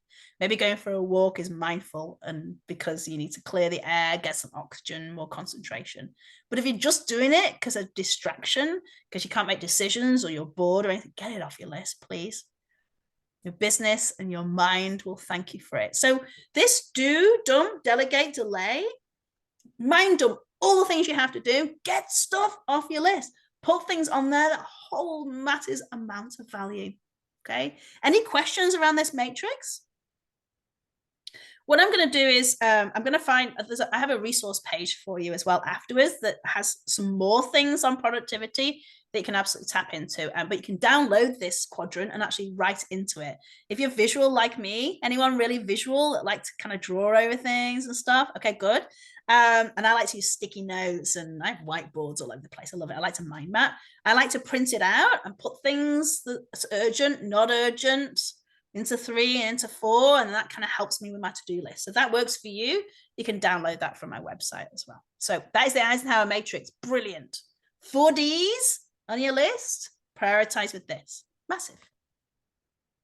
All right. I'm just going to do a time check here. All right, I'm doing good. 21 minutes. We can do this. Batch work. Batch work is a lifesaver. So what on earth is batching? I hear you cry. So batching means that we do things that are similar and do them together. An example of that would be maybe my Alexa's trying to make a phone call. Apparently I said something that prompted her. I apologize for that. That could be that you've made today learning day. Alexa, stop. Sorry. AI is great when it works. Sometimes Alexa will go off and I think, how is she? What was the prompt? What did I say? I'm still trying to figure it out. So batching is doing things that are similar. So maybe you make this morning is learning morning. All you're going to do is learn things. I'm going to YouTube this. I'm going to research this. I'm going to do all my design work. I'm going to do all my social media work. I'm going to do all my website stuff. I'm going to just contact. I'm just going to just email. I'm going to just do this, right? It means batching things together that are similar. So I'm going to give you some top reasons why you should do this. All right, I'm seeing some giggles. What's going on in there? Yeah, it is automation. You're right. I just triggered yours too. Sorry, guys.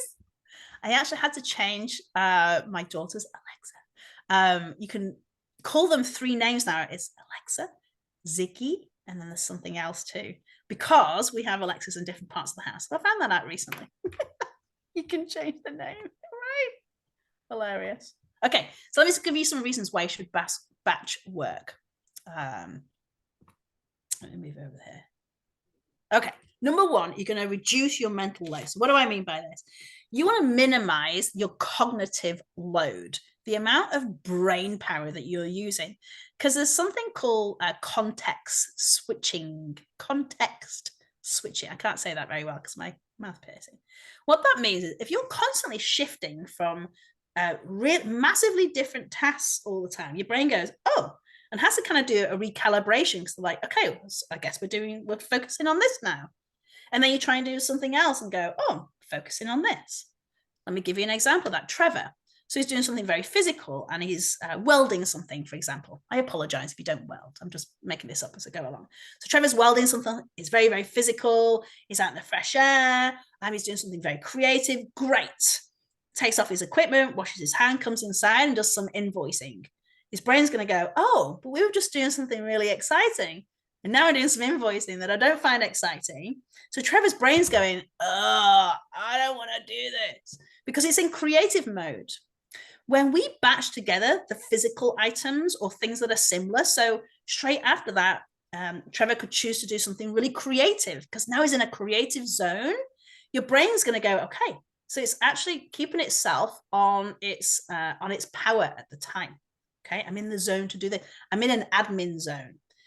I don't like admin. So if I have to get in an admin zone, I have snacks, I have tea, I have my comfy clothes on. I generally do it at night because I'm batch doing the admin. Now that's things for me. That's things like invoicing, emailing, things like that. I batch it and I go, I'm going to spend 1 hour doing admin things. I have to get into a zone. So what you're doing is you're helping your cognitive ability where your brain's focusing. Because if you switch from creative to admin, from admin to something physical, your brain actually takes a long time to switch that kind of focus because it goes, oh, but you press the creative button and now we're doing something not creative. So it can reduce the mental load. The next thing you can do is actually boost efficiency. So your brain wants to be efficient. Our brain loves patterns. It's a safety thing. It loves predictability. So, for example, if I decide, I'm trying to think how I batch recently. Okay, so yesterday was a design day for me. I did teach, but I only taught for 2 hours. So for the other hours that I decided to put onto my business, I decided to do lots of design work. When I'm designing, my brain goes, okay, that's all we're focusing on. We're just focusing on design work. Okay, good. I have to be in high concentration mode, so I can't do it later on in the day. I have in the mornings is my power time for being really, really creative. So you guys are getting the best of me this morning in my morning time. But what it does is it helps my brain go, okay, this is what we do when we're in design mode. So I design this.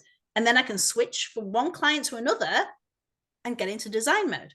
From one client to another, design mode. Into my professor job, design mode.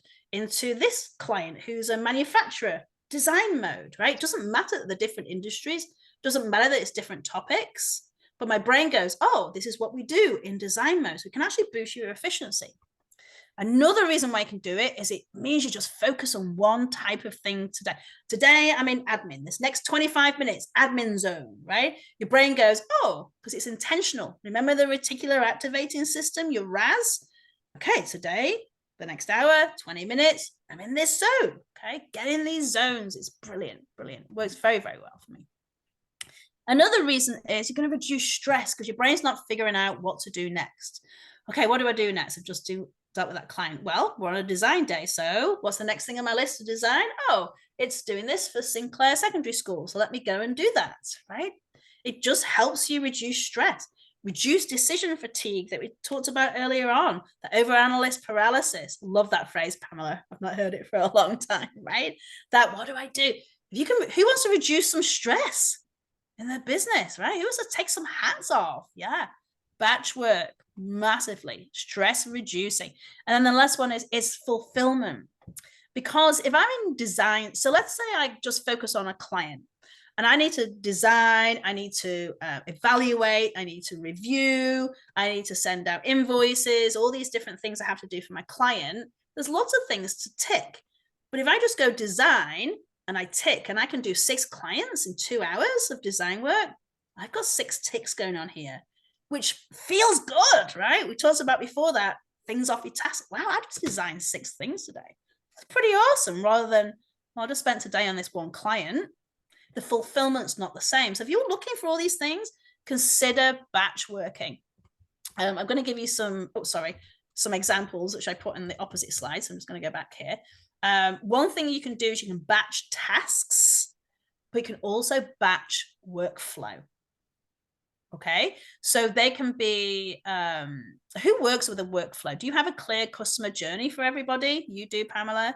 And you likely had to set that up for your VA too, so someone could know the process. Yeah. If you don't have a customer journey or workflow, I massively encourage you to do that too. Again, there's probably something coming up in Durham. I know there's lots of resources out there for creating a customer journey. I just did one with a friend of mine. We actually bartered some services. Oh, this is good timing, actually. We bartered some services, and she needed a clear workflow for her business for onboarding new clients, because it was very sporadic. She did different things here and different things here. And I bought some of her services as a result, and she made me lunch. So it was like double bartering, because I don't like making myself lunch and she makes a cracking sandwich. But if you have a workflow, you can be like, I'm going to concentrate today on this section of my workflow. So that might be lead generating. That might be following up with clients you've not heard from for a long time. Just so look in your customer journey, or maybe it's looking at your customer journey and evaluating if it's working for you. So batching what you do in these particular times can be so massively effective. Or you can be task orientated. I'm going to do all my social media. I'm going to do all this. I'm going to do all this. And this is that quadrant 2 of prioritizing time, actually planning how you use your time and what the most valuable thing is as well. So Patrice is saying, you go through it under our business fundamentals. Brilliant. This workshop you offer on a regular basis. Great. So go and take a look at that, bacd.ca.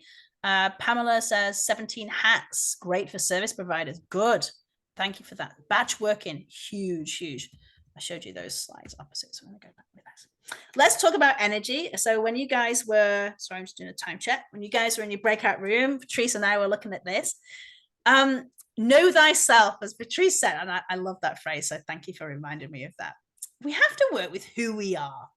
There's some people in here who are early bird. They wake up at 5 a.m. and they're like, let's go, I got this day. So that's you, Kerry. Who else are my early birds? Give me a yes in the chat box. Where are my people that wake up in the morning and are like, yes, let's go, I love this. I'm an early bird. I get up 6, do my yoga, do my meditation, do some work before the craziness kicks in. Yeah, Liz, you are as well. Yeah, there's just a couple of us, eh? You force yourself, it doesn't come naturally. You don't need to do that. I'm going to give you some top tips. 4 a.m. Trevor. Wow, that's some dedication. I tried doing the 5 a.m. club by Robin Sharma once, and 5 a.m. just a little bit too early for me. I like to stay up to like 10, 11 because it's that mom guilt of I need to spend some time for myself once the kids get to bed. Now you're 7 or 8. Yeah, you're hype at 8:30. Right. So we need to work with who we are. If you're a morning person, put all your big brain stuff in the morning. Don't give yourself big brain projects to do in the afternoon where you hit your slump. So for those people you are at 4 a.m. Wow, okay. So don't book a meeting with Kerry at like 3 o'clock in the afternoon, because you're not going to get the best version of her, right? But how many people try and book some time with you at that time? And you're like, you're not going to get the best version of me. We need to know who we are. When is Kerry's brain on the go? 4 a.m. You can send early morning emails to her. She'll be rocking it. we need to know how we work. So if you're a morning person, put all your big brain stuff in. And by big brain, so for me, that's in my development, not the designing of the training. It's in the development, figuring out the learning objectives, figuring out how to help support that client solve those particular problems, what solutions, what methodologies am I going to use, that kind of thing. Big brain stuff I do straight after my meditation. In my pajamas, I sit down and I go for it, massively focused. When I know I dip around 10 a.m. is when I have to take a break. So you'll notice around 10 a.m. I did a breakout room. I work with my energy. I did that for me, knowing that I need to give the best value, right? I sat back, I drank my water, me and Patrice chatted, I filled my cup through socialization. You came back, I was ready to go, right? You've got to know when your times are. So who in the group are the afternoon or the evening people? The people that can stay up till like 2 a.m, rocking some projects. Like you're not waking up till like 10, 11, your brain, you can do big brain stuff after then. Yeah, that's you, Natalie. Who else? Yeah, Trevor, you're most creative at nighttime. Right. So remember this, 9 till 5, Monday to Friday, was created around farming and daylight and church. You are a business owner. So even if you're a side gig business owner or full-time, you make your own hours. You get to decide when you work, when you do your big brain tasks, and when you do your small brain tasks. My small brain tasks are things like social media, filing paper. I have so much paper still in my business. Invoicing is my small brain task. For you, that might be big brain tasks, right? We need to be scheduling around our own energy and who we are. Let's see what else is coming up in the chat box. Yeah, it's hard for me because you're a mom. Yeah, so I'm free during the day, but I get inspiration when the kids are home. Natalie, that's huge. So again, that's finding that balance, right? So you want to do things during the day when the kids are at school. Yeah, but you get inspiration when your kids are at home. So those are things that, and kids are okay to watch you work as well. I do my creative stuff when my kids are around. So I'll give you an example of this. I have my brand new planner from Uchechi Bossy. She's a Durham region lady in My Empowered Living. So I have my Designer Life planner right there. I have all my sticky notes, all my stickers, all my colored pens right next to it. So tonight, when the kids come back, I'm going to be doing my planner stuff because they like to create as well. So they'll sit and color or do Lego at the same time as I'm doing things like that, right? Because we can still talk. It's small brain stuff. Again, this is working with your energy. I don't have to do that during the day when I need my big energy. I need my big brain stuff. So I'm going to do that tonight. I love doing my planner stuff early, and I'm a planner geek. So if you like planners, you can reach out to me too. Yeah, your daughter loves to create social media content with you. Yeah.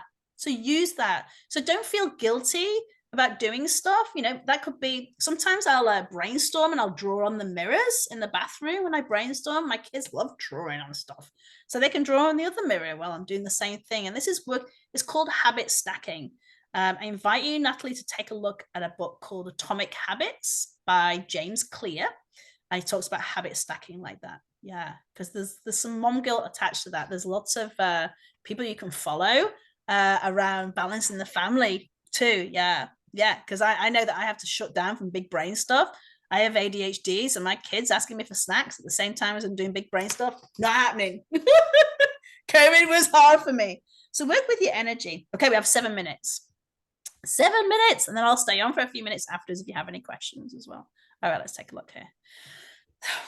This is a huge one for me, and it might sound super basic. So I did this to myself, and I did it not so long ago, about 2 weeks ago. I said yes to a client, and I thought, yeah, I can teach 3 times in a day. And then I forget, when I'm teaching, I need an hour before and an hour afterwards. I need an hour before to get in the zone, right? I need to have some protein, get some water, arrange my schedule, tap in with the host, make sure everything's working technically, make sure my chair's at the right height, make sure my camera works, make sure my cat's out of earshot so they're not crying. I need to have that preparation, that mental preparation. And then after a session, I can't just go straight into another training session. I have to, it's that context switch. I have to go, okay. So right after this, not right after, in a few hours time, I'm teaching a clear and concise communication. So I'm changing topics. So I need to have at least an hour downtime in between training. Well, this particular day I said yes to a client and I didn't leave a full hour in between. And I didn't bring my best person. I didn't get time to properly eat, refresh, even switch microphones. So they were recording it for a podcast. I need to make sure I had this all connected. I tested it. I didn't have time to do any of those things. So I didn't bring my best version. When we burn ourselves out, we can't bring our best selves the next day either. And I know this, and I do it sporadically because I get excited. I'm like, oh, I want to take that project. I want to say yes. I'm like, okay, I'll squeeze it in. Don't squeeze anything in. Be really clear on how much energy you have in a day. If you're doing lots of big brain stuff like I am doing today, this session and my next session this afternoon are the only things I'm doing other than meeting a friend for a tea, and then I have a date with my partner tonight. That's the only things. Now I have 4 hours free in my 9 to 5 day, but also I need the downtime. I need the time to rest. I need the time to check my emails, scroll on TikTok, pet my cat, go for a walk, eat something properly. Please, please, please look after your energy. Alyssa, thank you for your courage and honesty for saying this. I'm worried about overscheduling next week for Do It in Durham. There's lots of workshops when I've signed up for so many of them. So this is, thank you. This is a great example for this. And Natalie, when it comes to ADHD, message me, ella@ellabates.com. Honestly, I'm learning so many new things and I'm implementing that I'm loving around supporting my brain and how my brain operates. So if you or anyone else knows someone with ADHD, get them to reach out to me. I'm more than happy to share my knowledge. So back to Alyssa. So this is a case of looking at your diary. And I tell you, so I do this on a Friday afternoon. I look at my diary for the next week and I use color codes. So you'll see here, I have all my different pens always right next to me. Okay. Pink and red is for things that are for me, they're heart-led. They're things like going to yoga class, going to the movies with the kids, things like this. Things that make me money are blue. They're things that are actively making me money this week. I put things in yellow that are planning activities. These are the quadrant 2, okay? Tasks that can be moved or not moved are orange. So what I do is on a Friday, I will look at my schedule for the following week. So let's bring up like examples you can see here, my following week. So what I would then do is look and I would highlight them all and I go, wow, I don't have enough things making me money, or I don't have enough things that are being planned, or I don't have enough things for me and the kids, or I don't have enough heart-centered things. And this is where knowing your values is important. So Alyssa, one thing I invite all of you to do the same. And the same if you're watching this recording, have a look at everything you've signed up for, have a look at your to-do list next week and say, what are the high value things? So if you, like Natalie, wants to learn TikTok, that's high value for you. Maybe for you, Alyssa, it's managing your finances. Prioritize that one. Okay, so go in, do like the top 10 things that I want to attend. Let's say you've registered for 10, put them in an order of value it's going to bring you and your business to have that knowledge and prioritize those. And then go through the do it, delay, delegate, dump. Maybe you can see that Natalie's attending it on Thursday and you can check in with her for a tea and she can give you the Coles notes. Maybe you know that that person running the session on Thursday has another session with the BACD in 2 months and you can get the Coles notes then. If they're all really important, then you need to make time for them. And this is where we need to see, is it important or is it urgent? Is it urgent that you know you signed up for 26? Okay, I'm telling you now, unless that they are the most important and urgent, you might want to prioritize. Yes, Patrice says, check the topics aren't all the same or similar. Hugely. It's so massive there. I'm just going to switch some slides over here to help you guys a bit. Yeah. Go. Here's what I suggest that you do. Use that 4D principle, use the prioritization, but here's what I want you to focus on. I want you to focus on value. Is it urgent that I have this information today? Am I going to be able to get it at another time? Can I just go and find this person's contact details and maybe even delegate it out to them? What do I need to do? And I want to be really, really mindful of your time. We are at 11:29 p.m. I hope that you found value from today. What I'd love to do before we wrap up here, I would love to know, please put it in the chat box, what were your aha moments from today? What made you go, I'm going to go and do that. I'm going to go and learn that. I'm going to use that strategy. I'm going to check out that app. I love what Alyssa said about this. I'm going to contact this person about this. I'm going to write down that quote. Please share with me here in the chat box. What are your biggest takeaways from today's session? What are you going to take action on? Or did you just have a wonderful time chatting with me and Patrice and the other people? Effectively planning. Yeah. Lots of things you need to check out. Good, Trevor. Make the time to do it, and do it when your brain's in creative mode. So for you, it's at nighttime, right? Zapier, yes, it's brilliant. Delegate things. Research for a VA, yes. Pamela shared Upwork was great for her. Start planning a week ahead. Color coding. If you like me and creative, get the colors out. Saying yes in a new way. I love that. Yeah. Use the 4Ds for your 26 workshops. You have. I'll probably see you in a lot of those. I'm signed up for a lot too. But I know that Do It in Durham's coming up. So I clear my schedule because I like to, learning is valuable for me. Yeah. Knowledge is currency. It is. It's one of the biggest investments. But I'm going to share something with, I'll leave you with this. I'm going to share something very quickly with you before we wrap up, and I'll let Patrice wrap us up properly. Knowledge isn't always about adding more stuff to our brain. Sometimes it's letting go of some things that we thought that we knew that we don't have to do anymore. Yeah. If you sign up and miss one, can you still get the recording? I'll let Patrice talk about that. If you've had a great time today, which I really, really hope that you do, it's been great chatting with you. I'll probably see you all next week at Do It in Durham or at another time. Reach out to me. Find me on Instagram, Ella Bates Training. Reach out to me, ella@ellabates.com. But if you've had a good time, I'd love to hear from you. Tell us how great it was. Go to ellabates.com/review and tell us and share with others how much of a good time you had. And of course, Do It in Durham. Check those things out. I'm going to hand you back over to Patrice, who will close us out here today. But thank you so much for taking the time to focus on you and your investment. I really appreciate it. And it's been really great getting to know you all. So thank you. And thank you, BACD, for having me. Well, thank you, Ella. That was amazing. Loved it. I knew you would be bringing the energy, and really appreciate everybody who jumped in and engaged with this whole experience. As was mentioned quite a few times, we're here to support you and help you where we can. And by bringing in individuals like Ella, who's excellent at what they do, this is our way of sharing that content. What I would love everyone to do is, if you are watching this on our YouTube channel, subscribe so you get the latest of the recordings that we do. Somebody asked about the Do It in Durham. We will be recording quite a few of the events, not all, because it is dependent on permissions and everything else, and they're not all our personal events like BACD events, but definitely check it out. Follow us on Instagram, on Facebook, and on LinkedIn if you aren't already, so that you are kept up to date with what's coming down the pipeline in training, in workshops and events, because we really are about supporting you. And with that, close off again with a huge thank you, Ella. You're amazing. You've got all her contact information. If you want to carry on the conversation with Ella, please do so.